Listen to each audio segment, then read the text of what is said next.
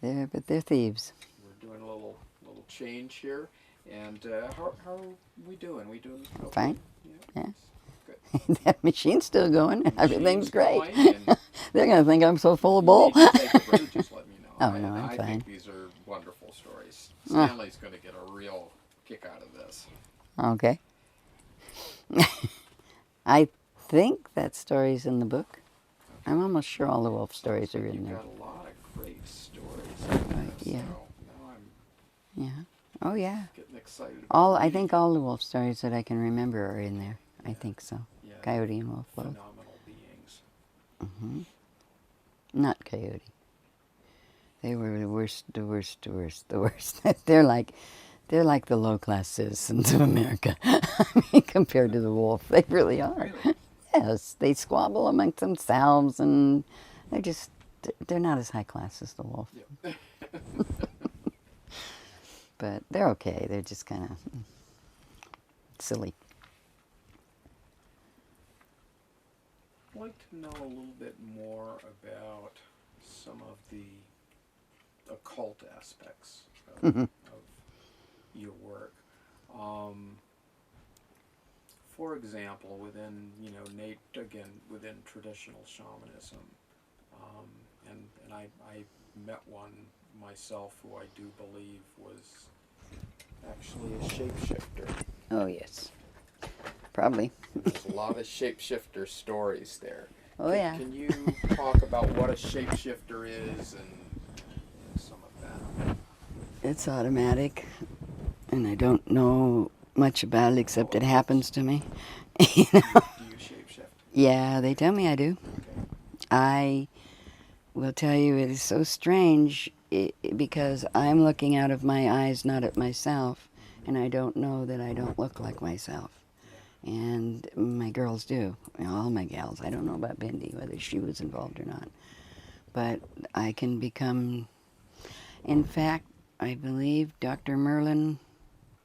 I was staying in a cabin on this road down ways, and there was... I was staying there with a friend, a medicine helper, and she had a little bitty dog, a little Sheltie.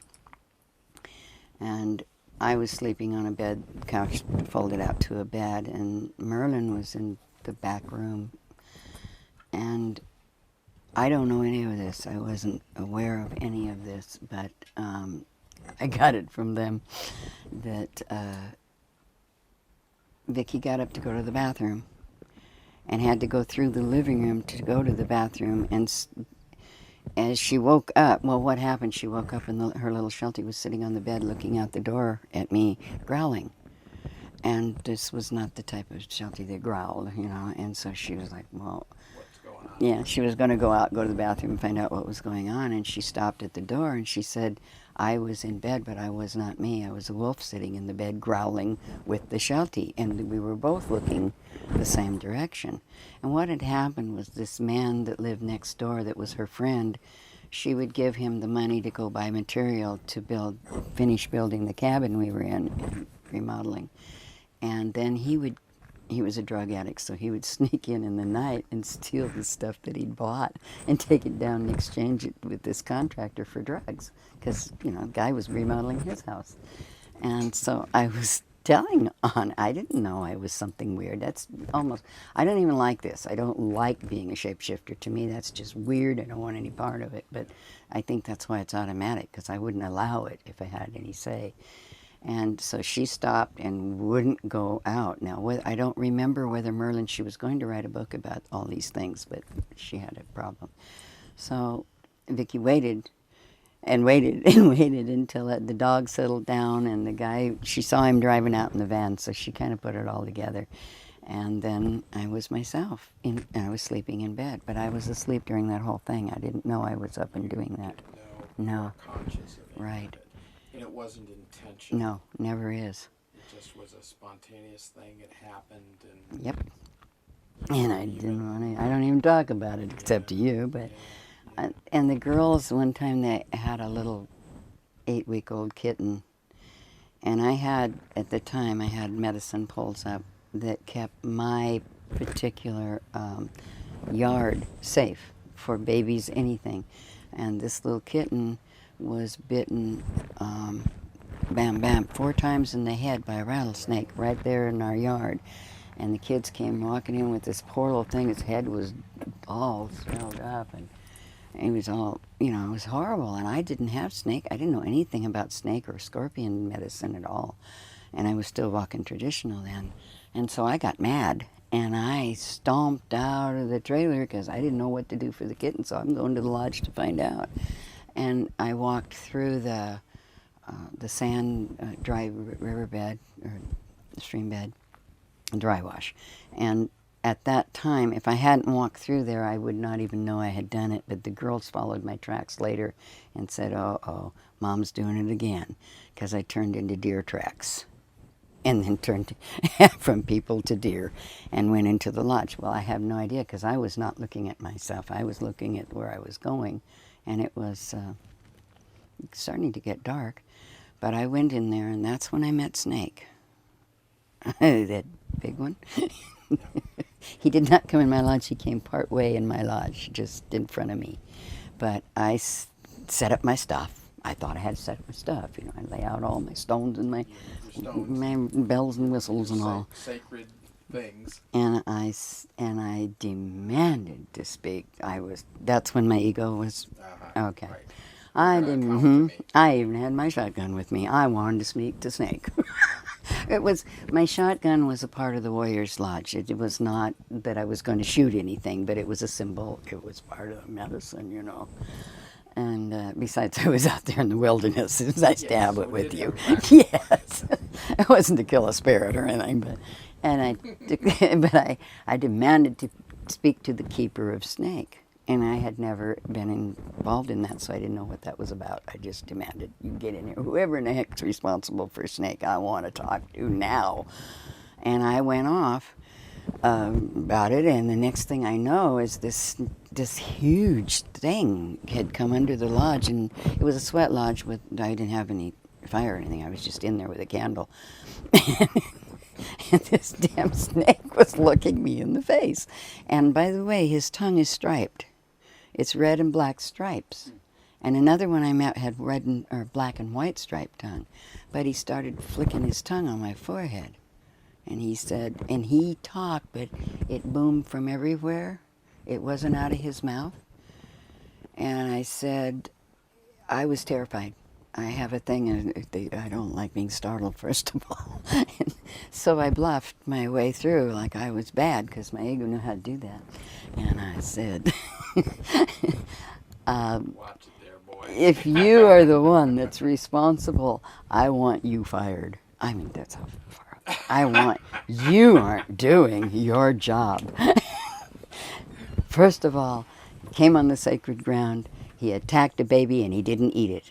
It wasn't because he was hungry, so there was no reason to strike. I said, okay, so the little kitten probably did this. Big deal. I was going off and scolding this. Didn't know what else to do. I was terrified.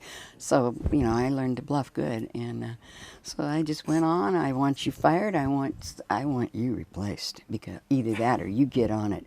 And by God, that baby better get fixed. I don't know how to fix it myself, but you better fix it because yours did it.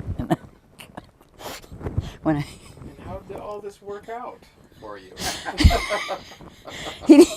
He spoke a couple times. I don't even remember what he said, but I remember his voice booming from where I couldn't tell where it came from. And then he vanished as quickly as he came. And there I sat with the candle and the tea in the lodge, just sitting there going, what the hell was that? And the girls came up later to get me. And they said, oh, Mama, you don't know. There were 13 sidewinders had come up to the door, and they were all just standing. They stood way back. They didn't know what to do. They were like, oh my God, what is Mom doing in there? They wouldn't come in the lodge. They had come to check on me and tell me that the baby was up drinking milk and fine. And no longer, it had just poof, it got well. And the swelling was gone and everything. And so then the snakes just went away. And I was getting ready to crawl out into them when the girls came. It was all just kind of went in together at the same time. And they said, man, you'd have been struck in the face before you even knew they were there, you know, because you're on your hands and knees coming out of the sweat lodge. So after that... Right there at the...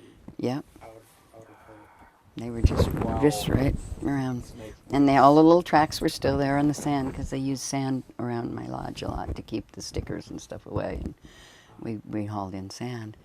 And so after that, it's like every time something got snake bit, I was like, snake! Fixes it. I don't have to do anything.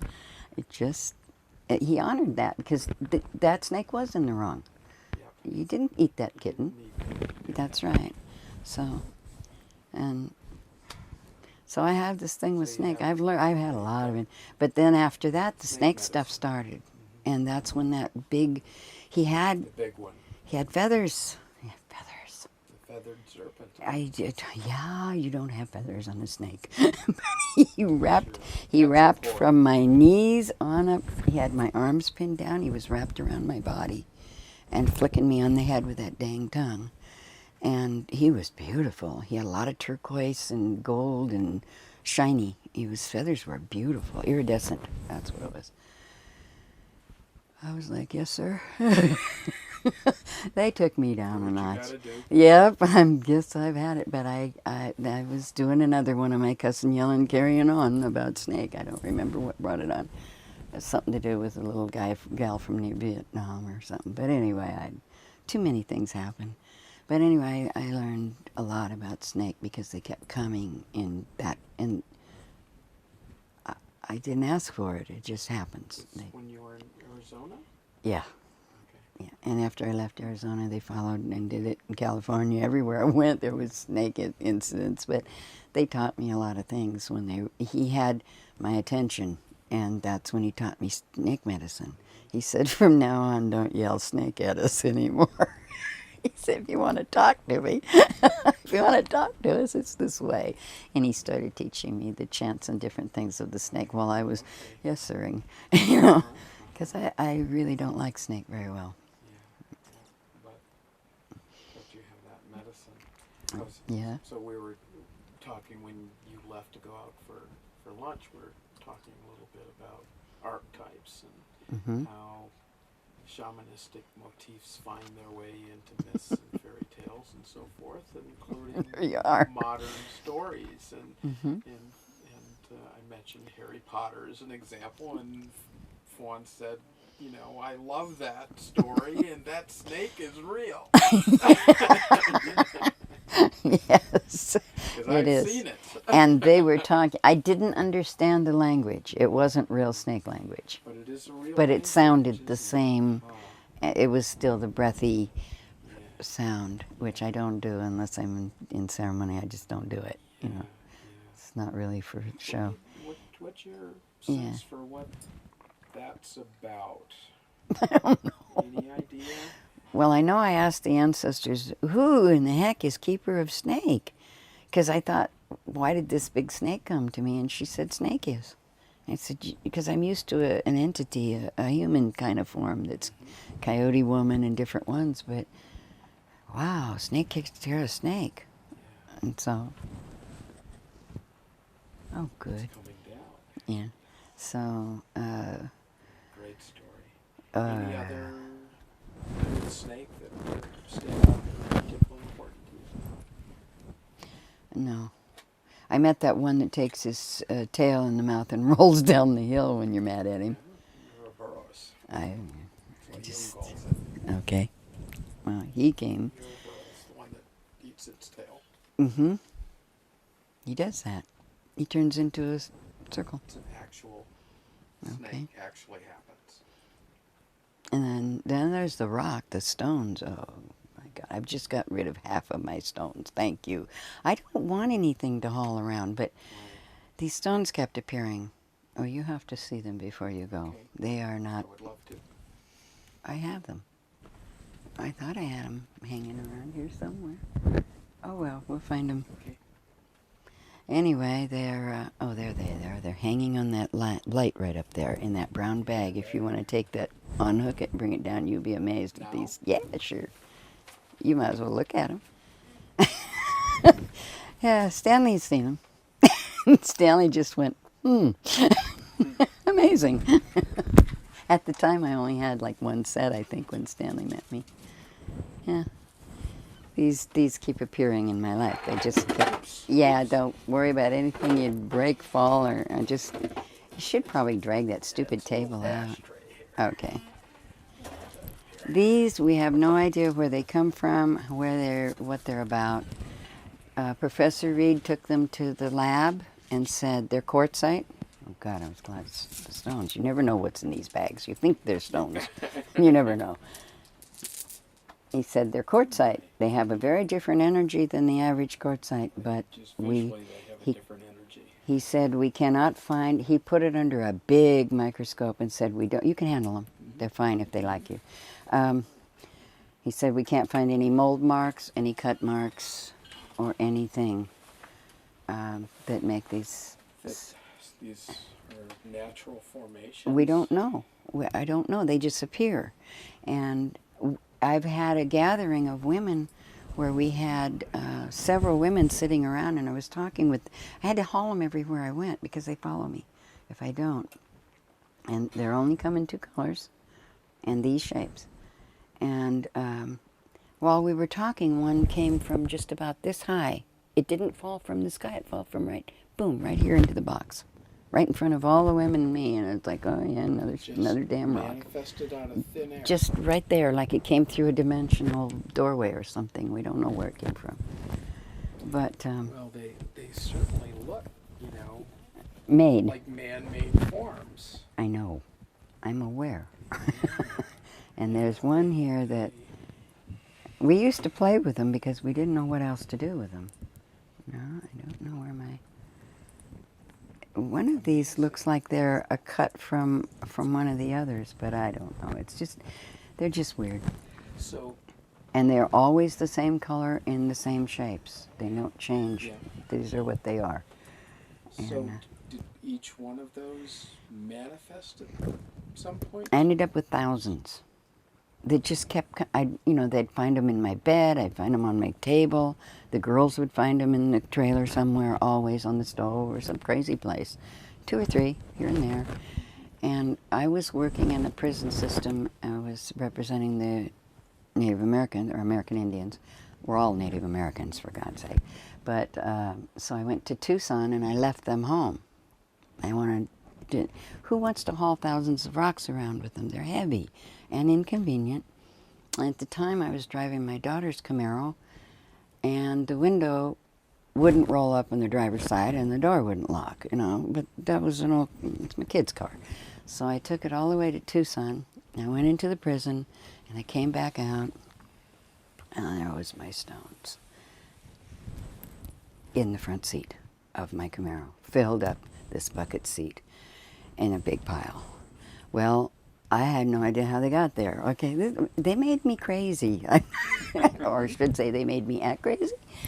Now, I was wearing bright red false fingernails, which I'm known for because I'm crazy about false fingernails. And so I am trying to look casual. In the prison, you don't look casual. They're watching every move you make from the tower, and they're not nice. And so I am scooping these damn rocks. Oh, I'm throwing them into the back seat, trying to get these rocks out of so I get out of there.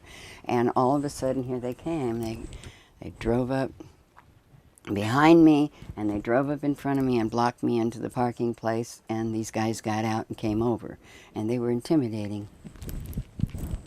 And so they said, "What are you doing?" And I said, "Oh, I'm just getting the rocks out of my seat." Now, nobody asked me how they got in there because I couldn't. Well, they did too. They did ask me, "How did they get in?" I said, "The bag broke." Of course, there's no bag inside anywhere. I broke the bag. Right. Well, what are you going to say? Yeah. Meanwhile, my fingernails, 2 of my nails came off moving these damn rocks. So I've got I'm hiding my hand. Oh no. So they want to know. They want to know what's in my hand, right? Right. And so I'm like, nothing. Turn your hand over. My broken He nails, wants for me to God's turn your hand over. What's wrong with it? Why? What? They're trying to figure out why I'm acting. So I'm just shaking like a leaf, and I'm shoving these things off onto the floor finally while they're talking to me. I just have to go. And the other guys over there. They're looking in all the windows and they're saying, well, like the one said, "How to get in your seat?" And I said, "The bag broke when I was moving it." Well, they'd been watching me in the tower. I just opened the door and there they were. But they couldn't prove otherwise. I mean, they were obviously in my seat, and they weren't there when I drove in. So I get in the car, and they're going to let me go, and the guy moves away from behind me, and the next thing I realize is I've got so many piled on the floor that my brakes hit them, and I almost ran over these people. I'm trying to get out of there because I couldn't stop. I was so upset. So I stop and I'm scooting away from the pedals and stuff, and I stop at the Safeway store because I was supposed to on the way back to the motel. And I get out of my car and I say, "You bastards better stay. You stay where you belong, because if you don't, if you come in this store, I swear I'm going to get a bulldozer and bury you so far you'll never find your way out." And I'm just making all these crazy threats, and I look up and there's two old people looking at me like, "What is she?" I say, "Well, dogs and kids." And in the car. These are my kids. Yeah. They didn't look in because she had the tinted windows, so it was okay. They couldn't see who I was, but they thought I was a terrible mother, I'm sure. And I came back out, and they were still just like they were supposed to be. So now I go in the motel, and all I had was big garbage bags. So I'm shoving them into the bag, and I'm trying to carry it. I had to make 3 trips of these big, heavy, damn stones. Carrying them into the motel, and every day carrying them back to take with me because they followed me and they would do things like that. So I learned to take them. And the next time we went to the motel, I did not take them again. I left him with a medicine helper, and she swore she'd watch him. Well, when my partner and I got back from the prison work, I got ready to go to bed, and I pulled down, and there were these stones laid flat between the sheets. Just, swear to God, I've got pictures of them where we laid them on the floor and we're making flower designs and stuff. We didn't know what else to do with the dang things. They just kept following me. Good shapes for building. Right. Stuff, right? And I wasn't really working then. I was a renegade at that time, and I was working with the prisoners and stuff. And we have these stupid rocks in the car, and we go, and we also have 10 pounds of pot. So we're bringing it from Tucson for somebody. What the heck, And we're in this. We pull into a cafe that has a big picture window we can pull right up to, and we can sit there where we can watch these. And we smell like skunks, So we don't realize it's shift change for all the police, the local sheriffs, and all are all pulling in and having coffee. You're surrounded. And we were young then, so we got noticed. We were trying to not be noticed, but that doesn't happen. 2 women sitting there, they don't know, and they're trying to talk to us, and we don't want to talk to anybody. We want to leave now. All we want is coffee to go, So I went out to the damn car, and there they were in the seats again. Both seats were full of these stones, and she and I are scooping stones, and these cops are looking out the window at us. It was just, I hated those stones. I truly hated those. Sounds like they They tormented serious me. Nuisance. Yes, they were, because they were so heavy too. You couldn't be casual about it, And eventually, Red Elk from Washington State came down and took half of them. Not too long, just recently when I was sick, and he said, He said I came to get a set of the stones, and I said, "You're going to get half of the stones because I might die, and you need to take care of these bastards." And they brought him in, and I took half of all of them, and he took them home with his medicine helper. I have no idea what they've been doing to him, but I'm sure he's got some stories. So I still have half of them left. I don't know what to do with them. Because they made me so crazy. Red Elk's got half of your problem now. Yes, he does. But he's getting senile. He's getting strange. He's silly. He's getting real. He was. They put him through college to be a minister, and so he was a minister for a while, and then he went into being the medicine man, and now he's mixing up the two, and he's getting kind of goofy about Christian and Indian is all muddied up. Yeah, and he calls God Daddy. he's getting funny. And there he goes with the stones. A funny little man took him home. I've heard of Red Elk. Yeah, he's a character. He's pretty well known Indian doctor. I stayed there with him for 6 months. What's his tribe? Blackfeet. Blackfeet? Yeah. Okay. In fact, I think that's where I heard about him from. I have a friend who's a Blackfeet shaman. Okay. And I think she's a student of Red Elk's, Could as be. a matter of fact. Could be. Yep, that's Zoe. That sounds familiar. Zoe? From him, maybe? Yeah. I don't know if he's teaching anyone anymore. He is silly. She's something else. And, Yeah. So is he. one night I spent around, and she's very secretive. She doesn't like forbidden. She's, similar to you.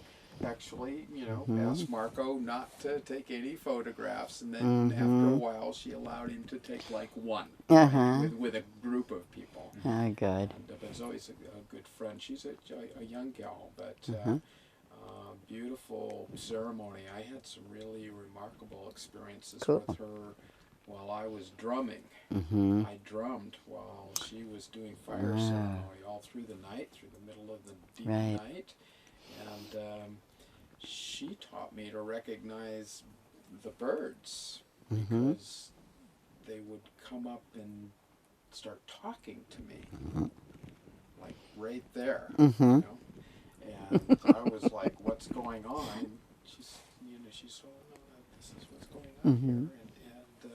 And after that, for a while, not in a while, but after that, I'd be driving down the road and they'd come up, flying next to the car and start chirping to me, and I'm going, what the heck's going on?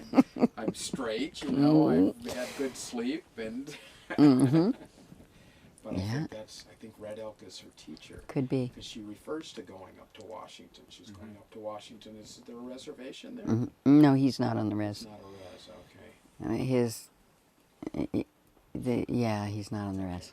But I know she goes up to Washington all the time, so, but anyway. Yeah, he bought property out off the res. So with these stones, have they stopped manifesting? Yeah. Or? Okay. Yeah, I got rid of them. Okay. I took them. Actually, there was a boy when he was 4 years old. He lived in Phoenix. His mother was a medicine helper with me, a white lady.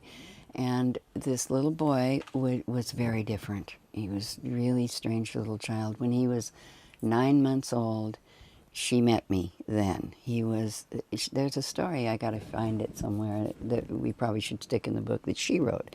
And, well, we helped her edit it and all of that because she was illiterate. And one of my women took the story, wrote it down, and we kind of put it together for her. And she was dyslexic and she couldn't read and write, but she was 6'1". And that was the one that had half of her breasts removed from cancer, one time at 16 and another time at something like 20 or 21 or something. And they got it all and she was fine, but then she got it again. But before she did, her little boy had asthma, and he was in the hospital under an oxygen tent, and he was 9 months old. He was the cutest little thing you ever saw.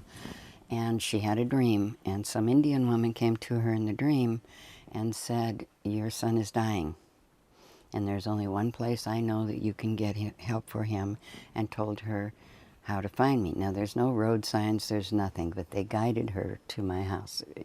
But what she said was, you must get him out of there. The doctors can't do any more for him. You're going to lose him. Take him to this woman. And so she woke up and went to the hospital right away and demanded to get an update on her son. And the last thing she remembers saying, where they were standing in the hall, and she said, are you telling me? He said, it's between God and your son now. I can't do any more than I've done. We've given him everything we know. And so she said, are you telling me that you cannot help him any further than what you're doing right now? And he said, that's right. It is up to God. And she said, then I'm going to take him home to die. And he said, you can't do that, ma'am. He has to be under the oxygen. And she said and this woman in the dream had told her she would be safe to take him out of the hospital and bring him to me. Now, I don't know this woman. And she's got flaming red hair. And 6'1". I mean, she's a striking figure. And even with half her breasts gone, she's just enormous. She's double D's, And so she stands out in a crowd, I would say. So she's big enough and forceful enough. She took her son off all this, everything, and bundled him up and took him to the car. Now, she didn't have AC in her car, so she had all the windows down. She had a whole pack of her other kids in the back seat and the baby sitting beside her. And she headed, I was 50 miles away, and she headed for my place. And here she came in the night, very late at night. We were all in bed, and this car pulls in, and my girls went out to see who it was. And the minute they got to the car, this baby is thrust out the window at them. "Take my baby, please, help my baby." And they're like, "Okay, go get Mom." Right away. They don't know what to do. They're teenagers at the time. And so they got Mom, and I said, "Bring him in, bring him in." And they all came in, and the woman is beside herself. Her hair is just from the wind. She was quite a sight. It was so cute. Wow. And the baby was purple. He was sitting there. He was moving, not at all. Just sitting there going, and just all he could do to stay alive. And so the girls ran and got a mattress and threw the other kids down on it to get them out of the way. And they did all the stuff they knew to do. And I sat him in the middle of the floor, and he was just sitting there in his little diaper and breathing. And I laid a whole bunch of things out in front of him. I was using things, and I had raven feather and I don't know what all. A lot of it was to his attention, and so I didn't know what to do for sure. But I laid all this stuff out, and he looked down, and he reached for the raven feather. He picked it up, and he just held it. Just sat there and held the raven feather.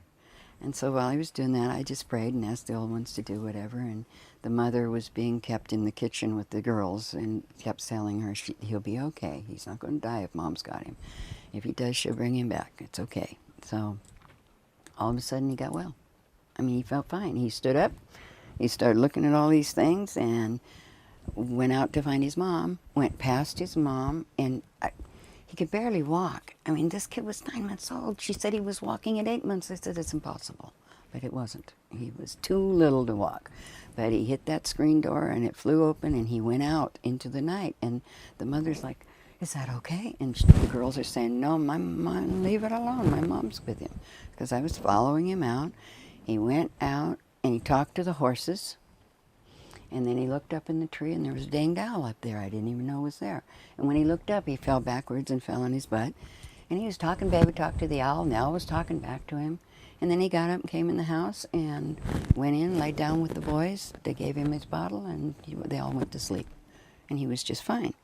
Well, he was the one that told me that spirit riders are real, because you see these dust devils, and I've been told they're spirit riders. They're the ones that they kill their horse and put the horse under the scaffold, and they ride their horse on the wind. And they'll ride alongside your car and stuff. Well, we had a runway, for airplane runway out there. It was dirt.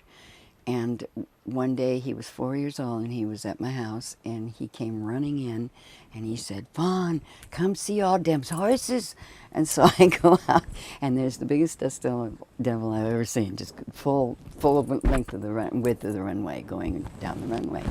And he said, "See, all them's horses." And I said, "Yeah, really? How many?" And he's like, "This many mores." So I guess there were more than 10.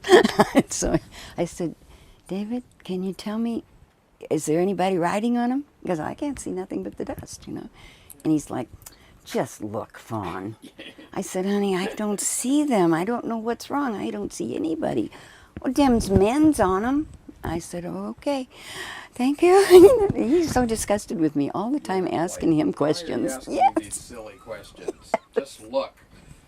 So this is the little guy that would wake up in the night. Somebody would talk to him in his sleep, he said. He said the man told me, or the woman, whichever. He would go out in his yard. Now, they had a lawn in Phoenix, and they had a hole suddenly developed in the middle of this lawn. You couldn't see it, but it was there, and it was never there before. And he would go out there, and he'd grab all these rocks out, put it in his jammies, come in and say, "We got to go Fawn's. Them's for fun." Fawn's rocks. Fawn's rocks. Coming out of And he kept bringing, they were coming everywhere, and he even brought me some. Is it these kind? Yes, these kind. He would have a whole big bunch of them. So it was quite a bit older. I said, "All right, I've had it with these rocks. We took them out. He wasn't with us. His mother was, but he wasn't. I took them out in the desert, and I threw them in a little indention and threw sand over them and said, and you stay there. I've had enough. I mean, they involved me with the police a lot and stuff, and I didn't need that at the time. Yes, and I wasn't. Drama. Yes. And I'm free of the rocks, and they haven't come back. And I'm in Nevada, minding my own business not too long ago, maybe 20 years ago. And one of my medicine helpers from Arizona called me, and they said, David's here. He has your rocks. And he wants you to come and get these rocks. He's got all your rocks are back.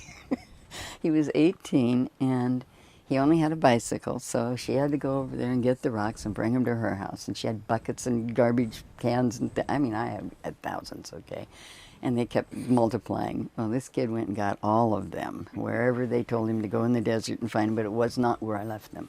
And these were not the same rocks. Now, ask me how I know?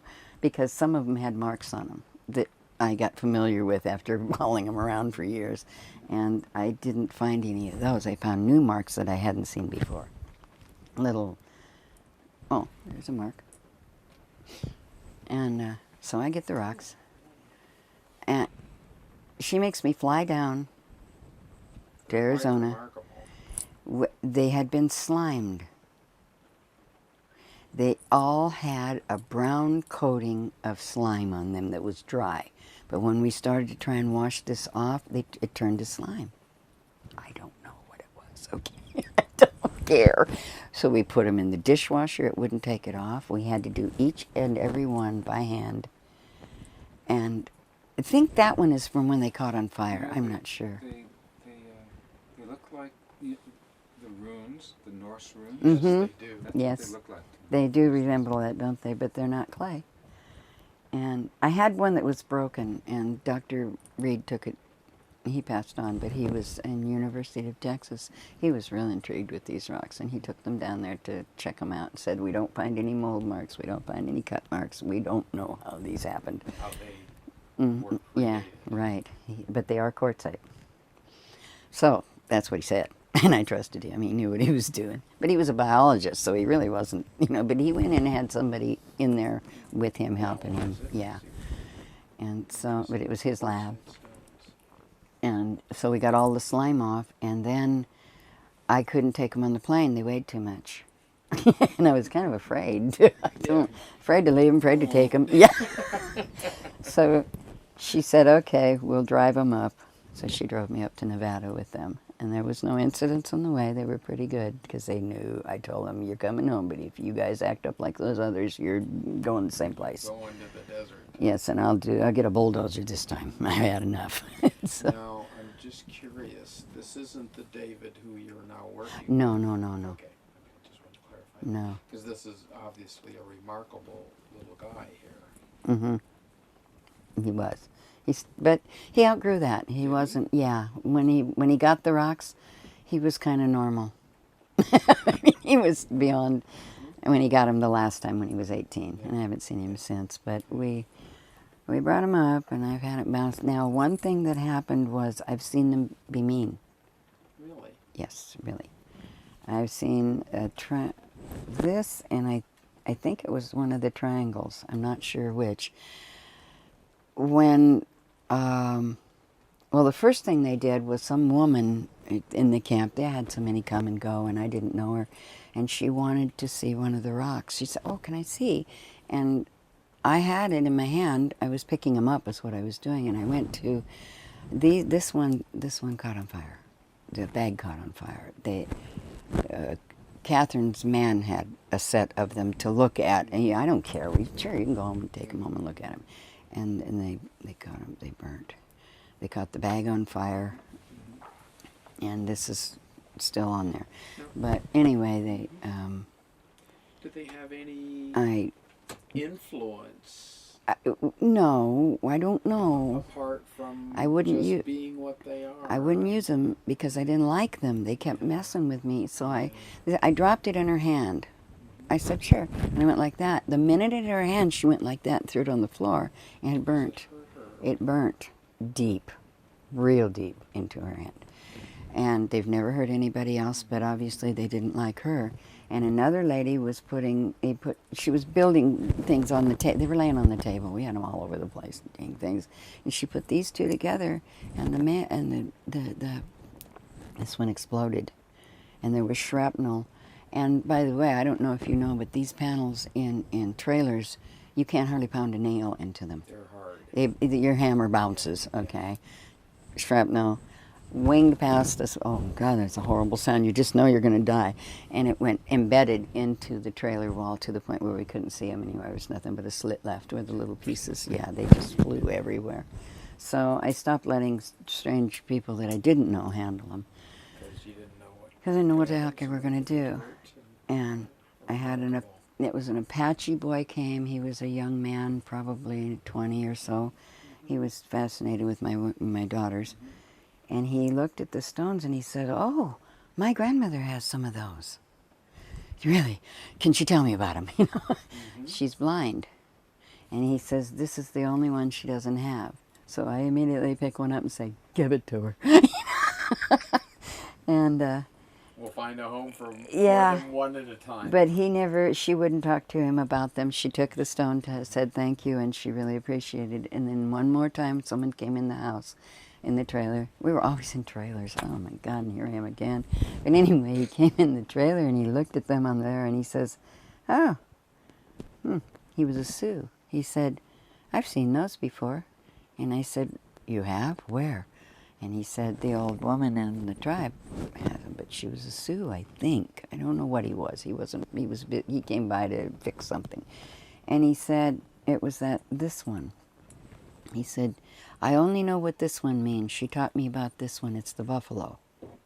I said, "Oh, yeah?" And he said, I watched her put them in a ceremony, and there's one that is like this. There's four. And he said, one is on its side. I don't know. There was a way to lay them out, and one was straight up. It started straight up. It laid on its side, laid on its other side, and it was back up or something. And that was the old cycle of the buffalo life or something that she used these for. But I never do it because I don't know. And so so they have been in the Indian community. So that's Apache and Sioux that neither one were teachers or anything that could work with me on them. So I don't know, but I have seen. With them. Right, and then there was the California butterfly, the word for butterfly, Mariposa. That lady. I had these damn stones down on this ridge. I was on this ridge, and I was drumming, and I had. I used to play with them because I didn't know what else to do with them. When I was bored, I'd sit and make designs, and I had these all lined up in a row. And I'd look down and they'd be turned. 2 or 3 of them would turn. And I'd put them back. And they'd turn back later when I'm drumming. Yeah, they would move. I've seen them spin on the table where they could. They would spin in different. But these are the only ones that ever did anything. And this woman, I looked up and there was a whole row of little Indian kids and an Indian woman standing up there with she had a staff. And she was on the other side of the barbed wire fence. And I stopped and I waved, and I smiled at them. And she said, "Help Grandma down." And Grandma came down the granite slope. She lost her balance. The little bitty kids were trying to grab her and stop her, and they couldn't. But her feet were straight out, and she just slid on that loose granite and landed on her feet down right at me. Very good. Yeah, she did a great job. She just got up and straightened herself up and walked over, and she had this stick. And she pointed at it, and she said, at these, around the outside of the ring, she said, "Warrior stones." Warrior stones. I said, okay. And then, that's all she said. She looked at him, and she looked at that, and then she looked at my drum and said, "Lightning drum." And I said, "No." She said, "Lightning drum. Don't play it in the summer here." Okay. And they helped her back up the hill, and she went home. That was that. So there's different tribes I've seen. She taught you something. Yeah. So that's the warrior stone. I have no idea. Warrior stones. Yeah. And buffaloes. Yep. And I didn't, and she never said what the little chicklet was about, so I don't know.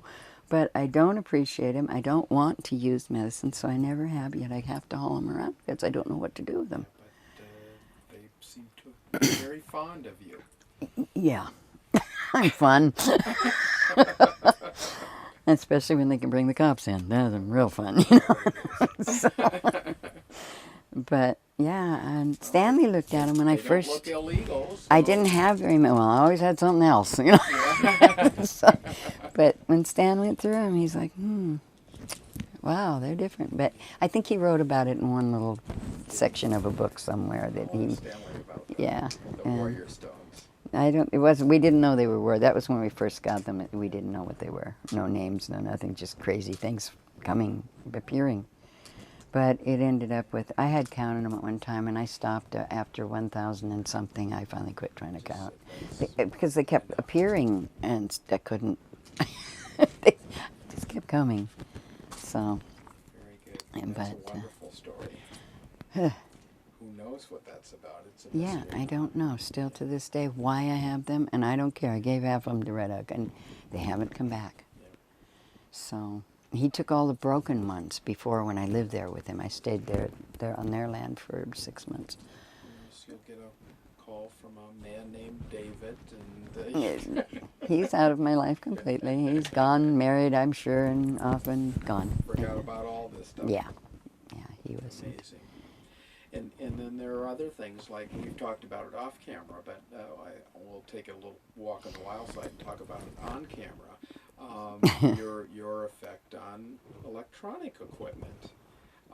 This is particularly fascinating to me because I just read last year a wonderful little account in Narby and Huxley's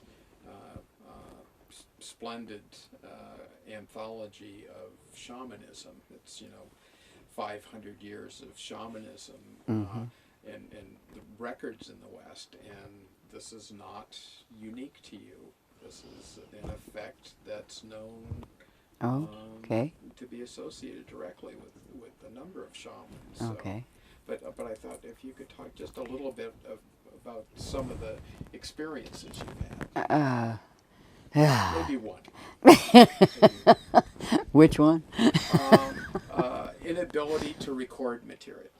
Oh yeah, and if it kills the recorder. And one time they got me some real big black rubber gloves, and a big long stick, because I'm thinking that me pushing the record button for me to record it was me pushing it. So we're trying to stand back and push. No, it still dies, and nobody knows. It just freezes, and they can't find anything wrong with it.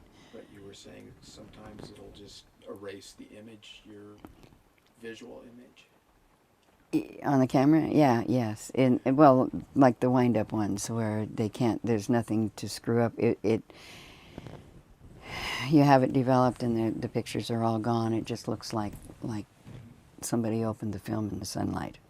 And do you have a theory about that? No. Does it have anything to do with intention or permission or Nope. anything like that? No, I don't. It just happens. It just happens. Electricity, Over cameras, tape recorders. I will say that Sony, the Sony and another Asian brand can hold up to me enough that they will return back to normal in a couple hours. Okay.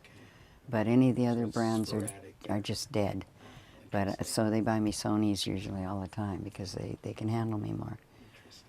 And I don't know why. I tried to write to Sony. I can't get a hold of Sony because we have a representative in America that knows nothing.